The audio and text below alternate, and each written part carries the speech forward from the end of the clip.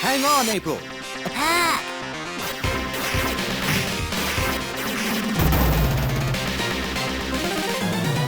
Ah, more turtle power, and on Xbox Live.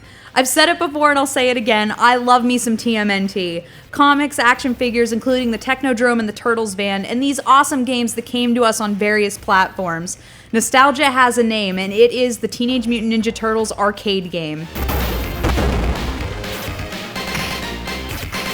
Originally coming to us in the dark corner of our favorite arcade, this 1989 classic was recognized for its major popularity and only had to wait a year to get a version for the Nintendo Entertainment System. I jumped on my bed for a solid 10 minutes when I found out that this game was finally ported to the 360. 10 minutes. So a few months ago, CGRundertow brought you a review of the Nintendo port of this arcade classic. That was pretty sweet, but the Xbox Live version has something that the Nintendo version didn't. Hot 4-player action. Nothing beats convincing a few friends to take some time and venture to the Technodrome. The iconic first level has lived in my memory for years, and I love sharing that with my close friends.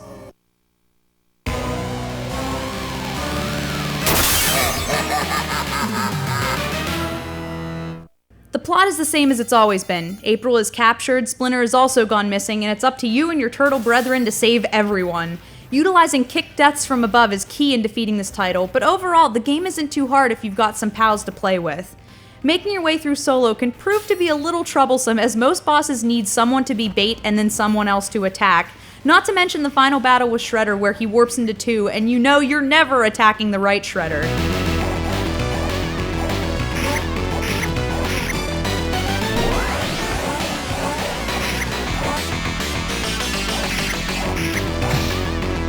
Again, we're faced with classic Turtles bad guys. I love the variety in the Foot Clan, and I'd like to know the requirements to be a sledgehammer-toting Foot. I will rewrite my resume for that privilege.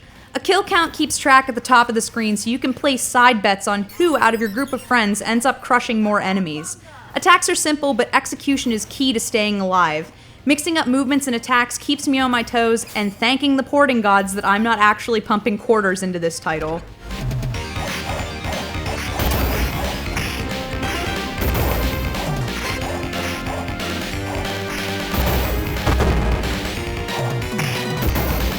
So the port is a little odd. I don't like the backdrop that takes up the widescreen space, and when you have to select a character, images of these new Turtles pop up, and that's just wrong. It's a stain on the glory days of the Turtles, and I'd prefer my arcade game to not be tainted. The small issues that this port brings to the table aren't prevalent enough for me to dissuade you from picking up this title, so I stress, get this! I love this game and guarantee that you can find at least one other person who loves it and also wants to play with you. Hell, I'll even come over for some multiplayer, but only as long as I can be Mikey.